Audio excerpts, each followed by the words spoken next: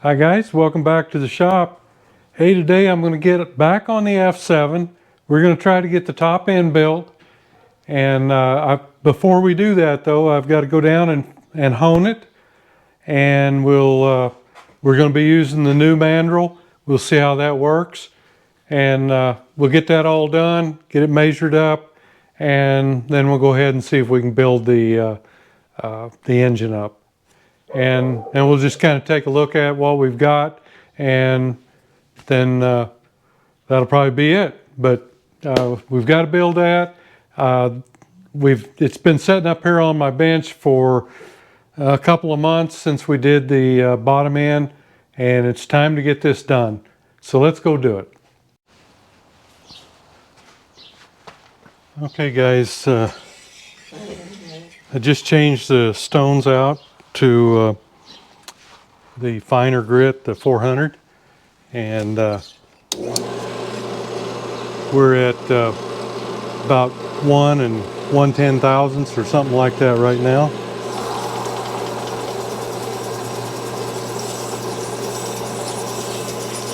One thing I can say about this mandrel is it sticks out a little further, so I end up with a little less or a little more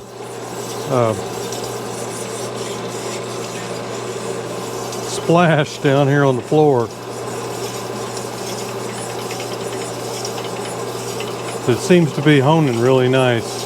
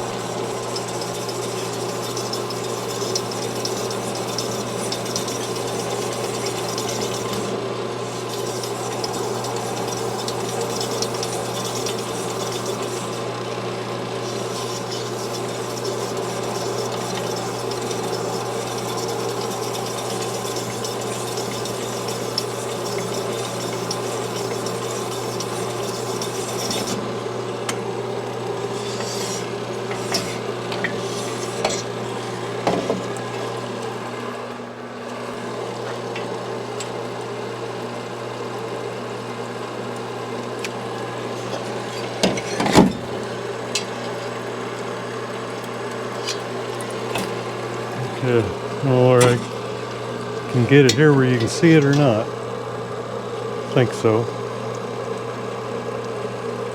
Okay, we're at about 1 3/10,000ths on the bottom,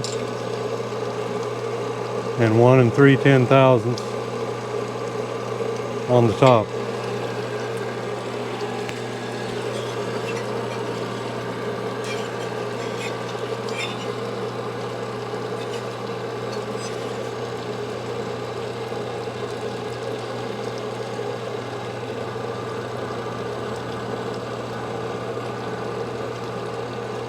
Well, the sun's kind of messing with me over here for the camera anyway.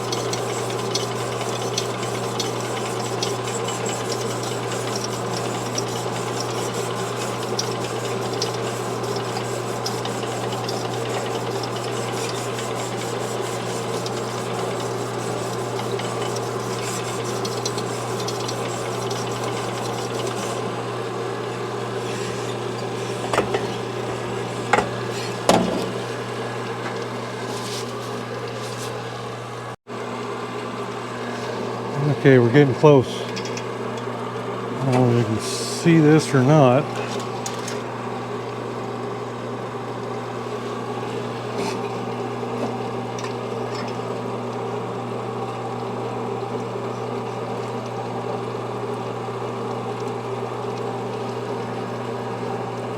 We got about two, 1.5 or something like that. Yeah, about 2 and almost 2 10,000ths.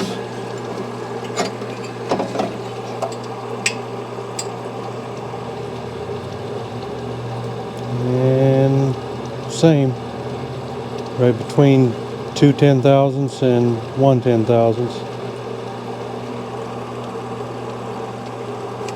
So we're just about there, going for 2.5. I think I'm going to go for 2.4 is what I really want to do. All right, I think we're just about there.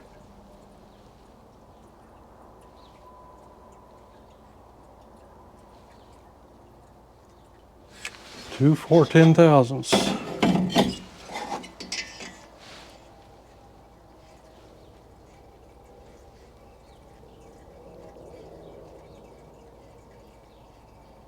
Two and 4 10,000ths. I think we'll stop right there.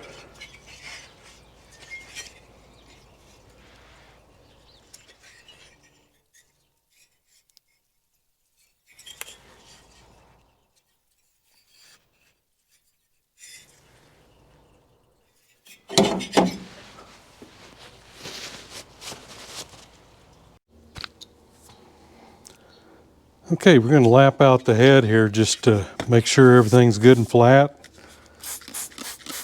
A little soap and water.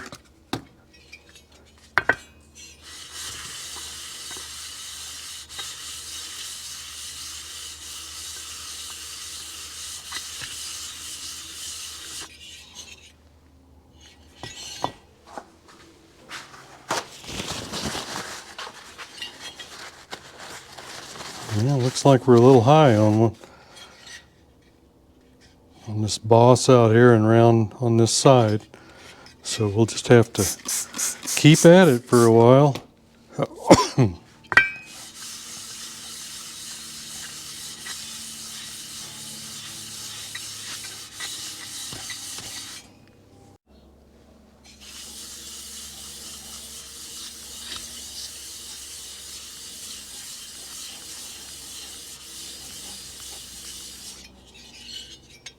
It's clearing up a little bit now.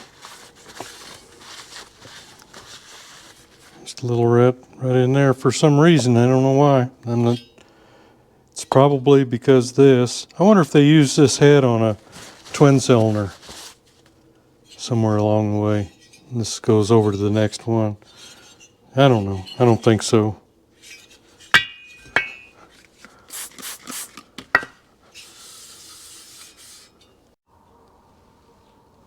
Okay, looks pretty good. There's just a little something right there. I'm not going to worry about it. It's good all the way out to the outside. So I think we'll call that one good.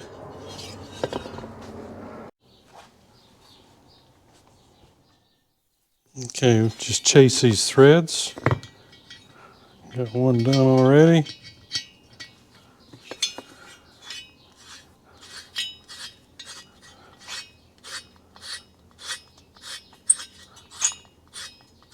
This one actually looked like it was kind of boogered up a little at the bottom.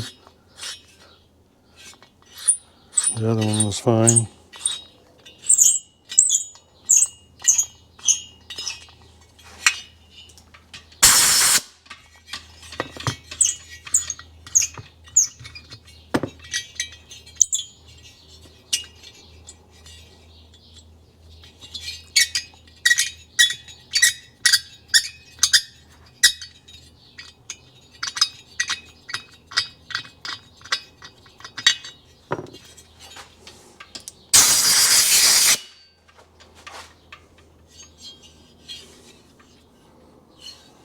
Yeah, I think somebody got it cross-threaded, or, well, probably what happened was it it was a short one and got carbon on it, and they pulled it out and pulled the carbon up, took out some of the lower threads, just a couple.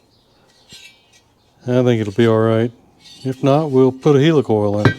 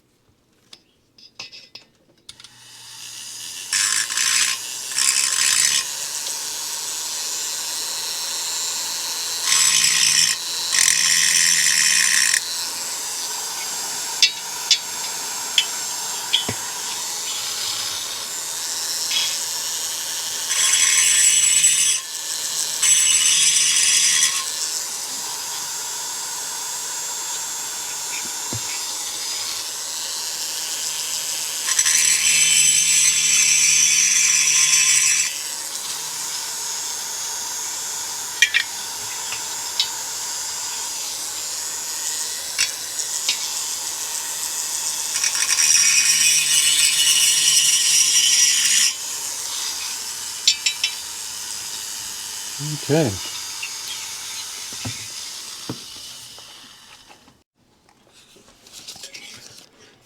And I soften this edge too, and I just take a little 400 grit and go over where I ran the Dremel. Just take the roughness off.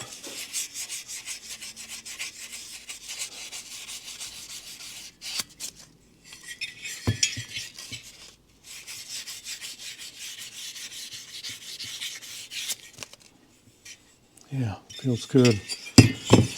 And be sure to get this here too. It's not so much for the engine, but it's more for your fingers.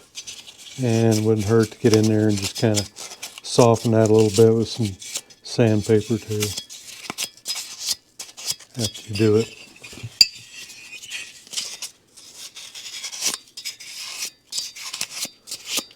And that one little spot that I had, I don't know whether you'll be able to see it.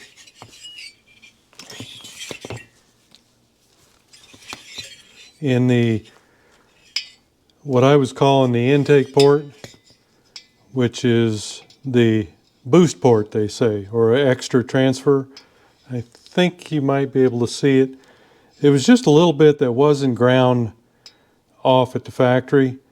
You know, it was just cast in there. I went ahead and smoothed that up, and that, you know, that's this one right here. So it should work better. At first I thought there was something kind of hanging off of it that might fall off, but it really wasn't. It was the casting, you know, the aluminum casting in there. But like I've said before, you guys have seen me do many of these. If they feel sharp, they are, and you need to do something about them. If they don't, and you'll know, then you don't need to worry about them. Okay, I just took this out of the ultrasonic cleaner, and as you've seen me do before, get your automatic transmission fluid. See the black? Even coming out of there, there's still some of that cast iron in the honing grooves. It's probably a combination of cast iron and the stone used to hone it with. So you want to make sure, no matter how clean you think it is, just keep doing it until till this towel comes out of there and it's only red and white.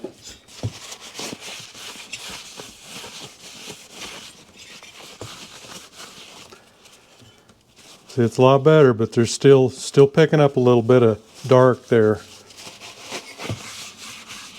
It's very important. This is the life of your engine right here.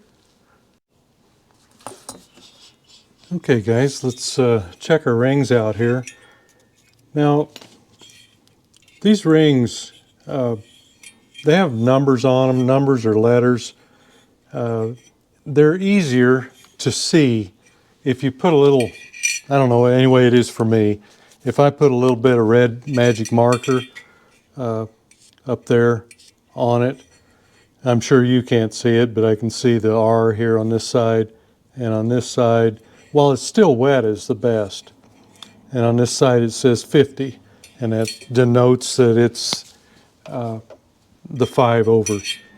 So if you're having trouble seeing those, that's what I'd recommend. And always the numbers or letters, whatever is on there, goes up. And we're just going to stick that down here and square it up with our piston again. And see what our gap is. And I'm getting about 13 on that one.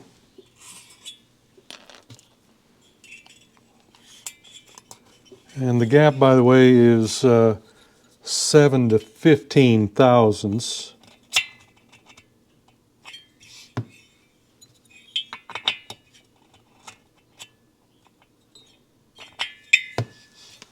And this one specs out at 10 thousandths. So both of them fall in the criteria. And the expander ring is used on the second ring, and they never tell you, or I've never seen it. So you've got 2 thickness of rings, or the thickness, I guess, the part that goes in the ring land. And they never tell you which one really goes where. But I'm assuming that the thinner one is going to go with the expander ring. And I actually had this conversation with a gentleman probably 6 or 8 months ago, and we talked about it, and I think he said he went to some of the forums and asked, and that was the consensus, that the smallest ring and the expander go together, and then the thicker ring is the top ring. So I'll go ahead and get those on like that. Okay, I've got my expander ring on, and it's need to get a little awl or something there to move that.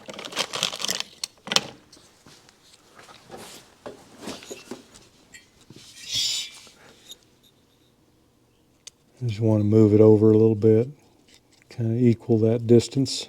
There we go.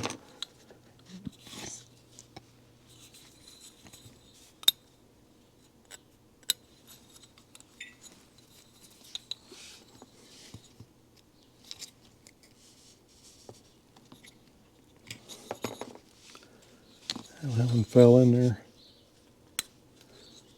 There we go. All right. So that compresses down in there good. So I think that's how it goes. That's, like I say, I've had this conversation with a gentleman, and he was asking me, and I don't know. So he did some more leg work, and he's got it all figured out, I think. If anybody knows that that's different or can point me toward the proper information, please do. I'd be happy to see it. But at that point, that's what we came up with, and that's what he did and I'm doing.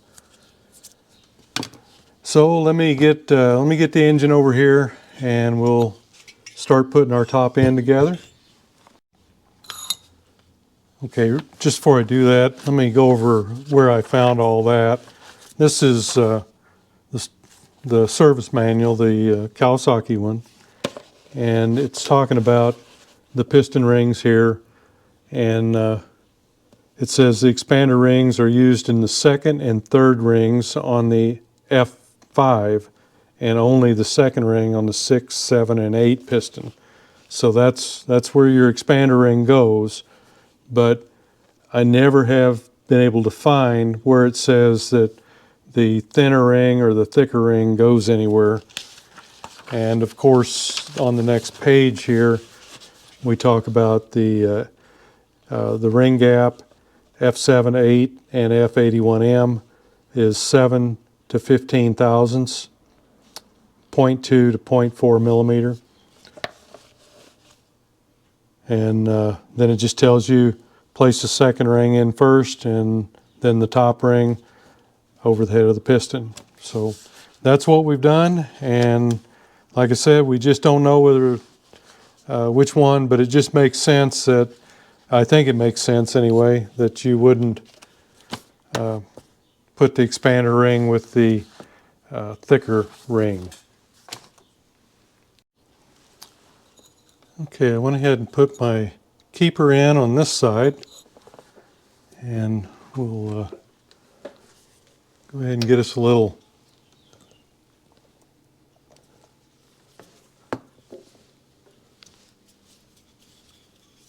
assembly lube in there.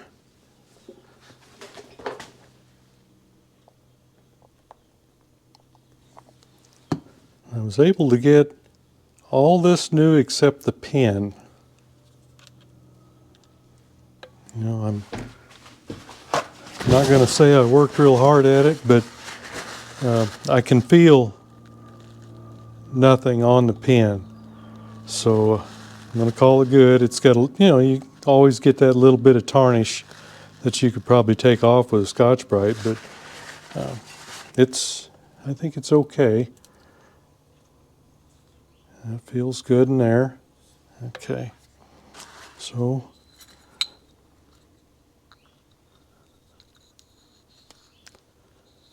let me get just a little bit of light oil and I'll put it in the pin boss.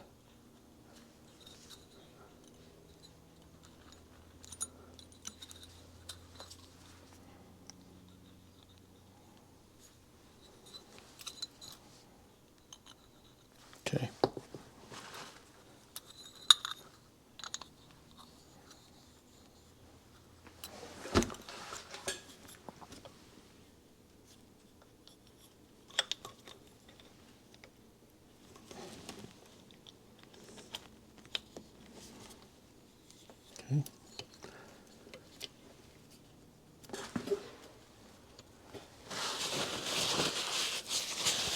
I'll go ahead and get this plugged back up and get my keeper in this side.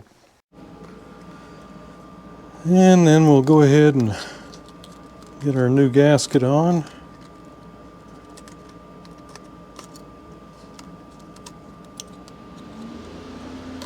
And be careful with these. You don't tear them.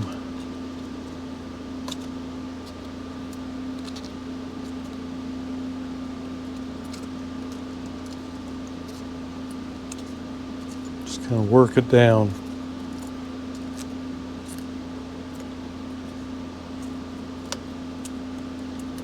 Okay, that's good. Let me get my cylinder prepped.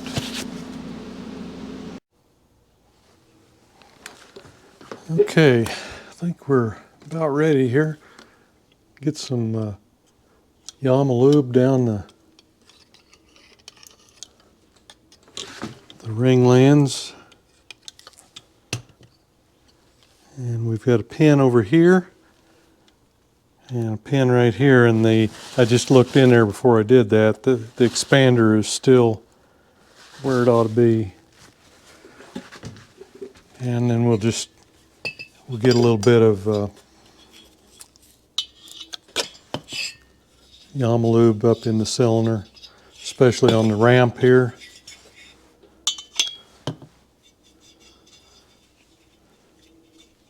Or whatever oil you're using. That's what I use on all my street bikes.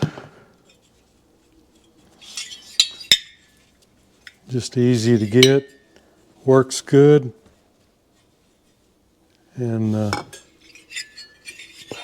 isn't real expensive.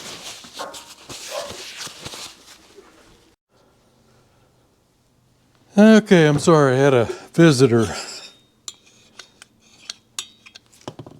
think I'd got all this just about all lubed up here.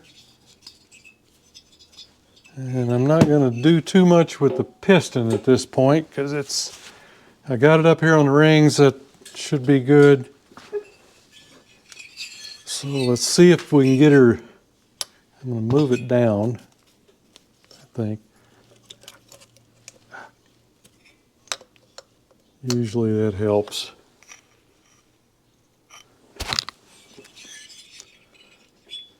All right.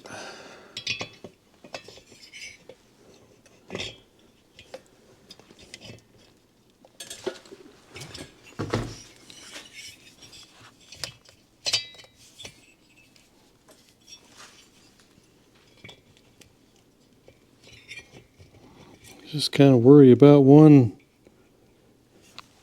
at a time.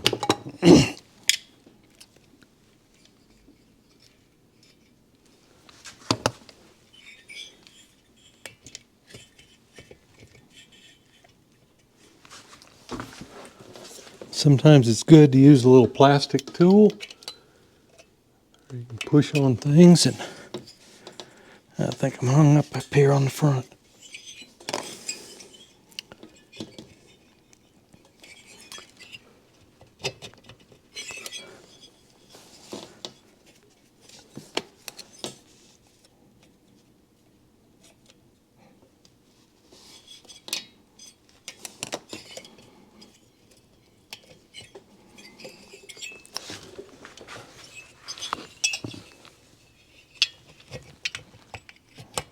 I think we're real close. There we go. All right. Now I've just got to get you down here. You kind of want to watch when you're going in, not just on this one, but any of them, that your gasket doesn't get tore when the cylinder comes down. So always just kind of watch that. And this is the last time. I've got to keep her in on this side. And my keeper's in on that side.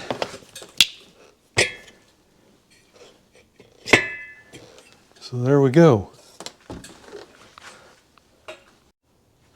All right, get you repositioned there. Oh yeah. That looks pretty nice. Went in pretty darn good, really. Now, I've got to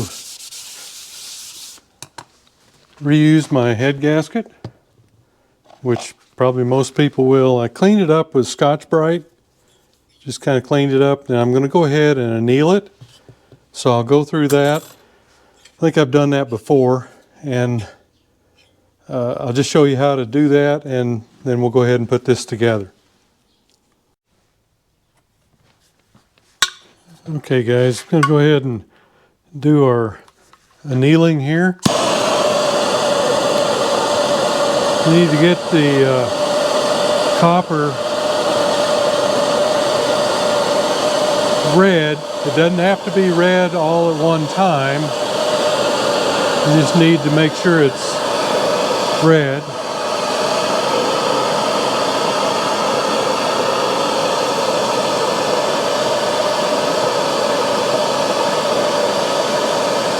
It's red up there at the bolt that I'm working on.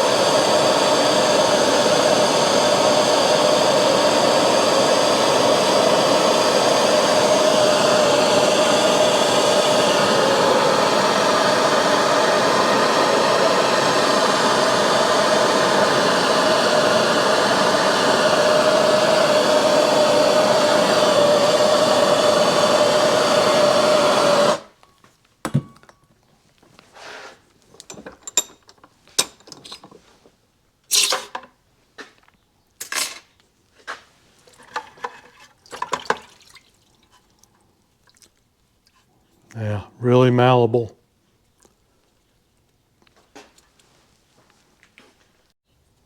Okay, kind of having trouble here finding a torque setting for this. It tells me right here refer to Roman numeral number 6, 3 for cylinder head tightening torque value, and be sure to do it in a cross pattern. But I cannot find that. You know, if you go back here, here's 2-2 or I, whatever you want to call it. And right here is I. Sound like a pirate here. And I can just never find that. And I looked through and through this looking for torque values, and it's just not there.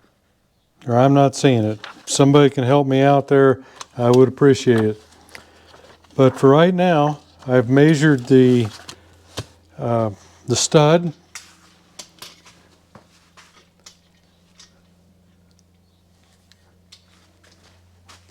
I just reached up underneath here and grabbed a measurement on it, and it's at 8 millimeters. So with an 8 millimeter, I'm going to set it to, according to the Yamaha book, 180 inch-pounds. So we'll go to that, and I'll go up in 3 increments going back and forth until I get to 180. I don't know what else to do. The 180 came from the Yamaha manual for a 8 millimeter bolt. Okay, first thing we're going to do is put a little oil in these bolts.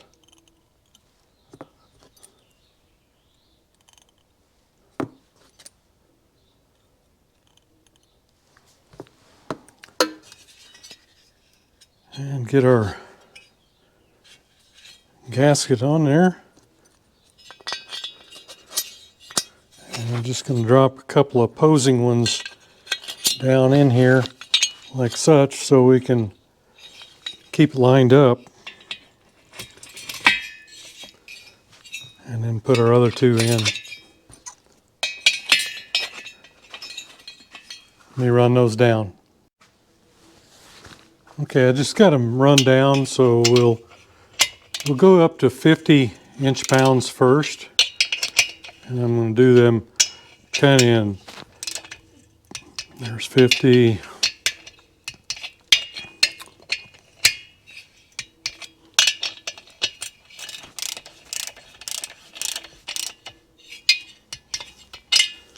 And then we'll ramp it up to 100.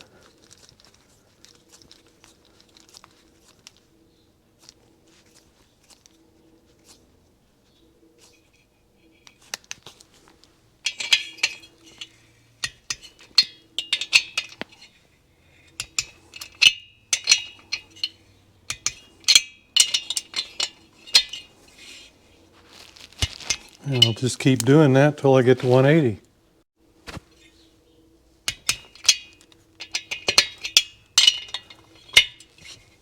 All right, so there we are at 180.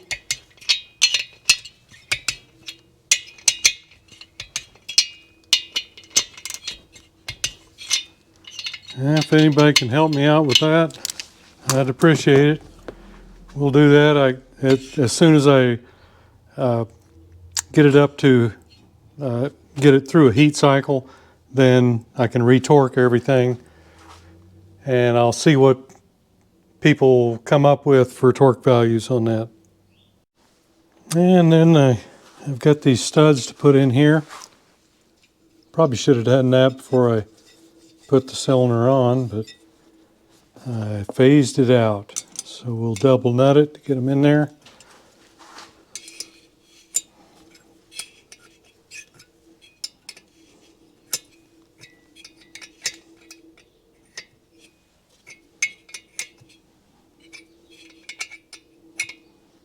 Okay.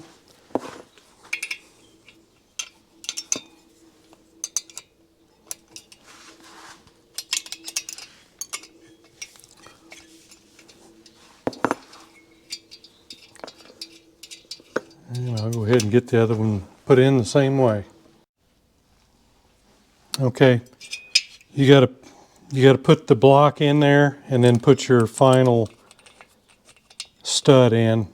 That's what I found out anyway. It just won't clear this.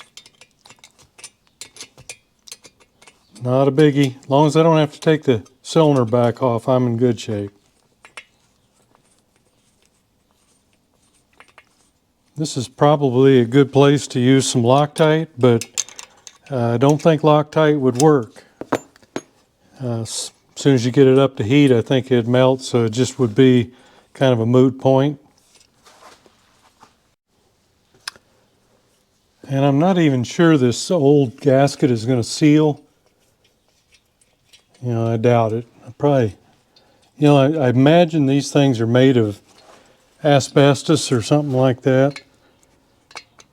Yeah, see I can feel it going against the metal inside. I think I'm going to have to find something that'll be durable enough to put in there. Let me see what I can find out. Okay, I found something that's,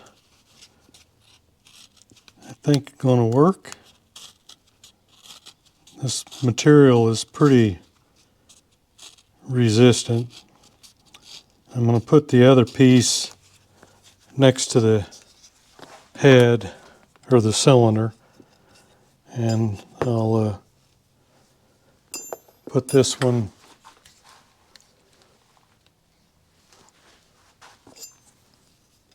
outside. What are you going to do? You got to find something that'll work. This is some 60 thousandths gasket material.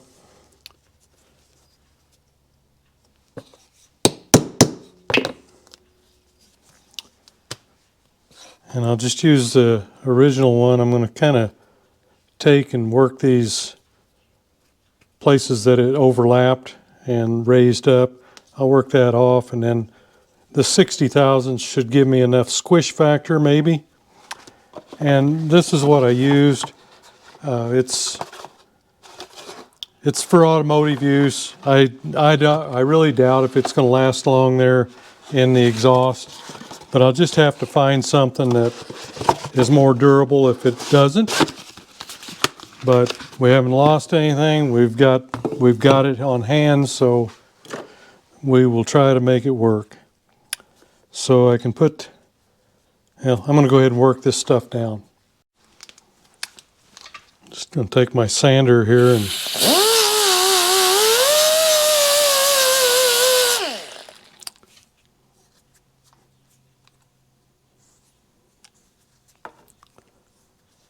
yeah, that should work.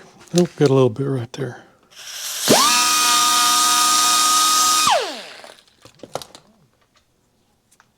Yeah, I think that'll work. Okay, I think that feels better. It feels like the bottom part is not bottoming out in the cylinder cavity there.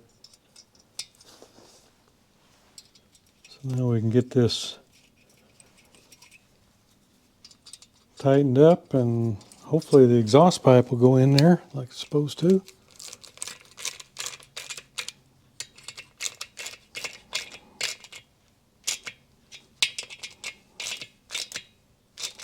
Yeah, I don't think that ever would have sealed without putting that other piece in there. We'll see how it works. Okay, guys. I went down and got me a couple spark plugs. These are I got Autolite, the surface gap plugs that's supposed to be in it. I think they call for a L20V, and this is the comparable one in an Autolite. Kind of surprised they even make those surface gap plugs anymore, but they do. My local, I'm just going to stick the other one in here to plug it off for now until I get the plug. My local Napa had them in either NGK or Autolite.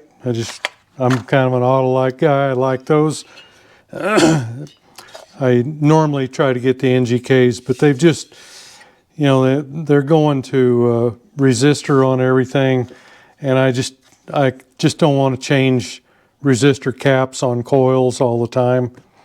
If I can still get the regular ones, I'll get them, but I'm just not gonna buy the NGKs if they're not gonna make a standard plug anymore.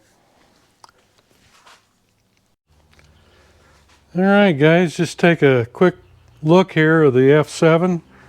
We're all built up. Still got a carburetor to get in there. This is a new intake. I don't know. That was almost as tough to find as the piston.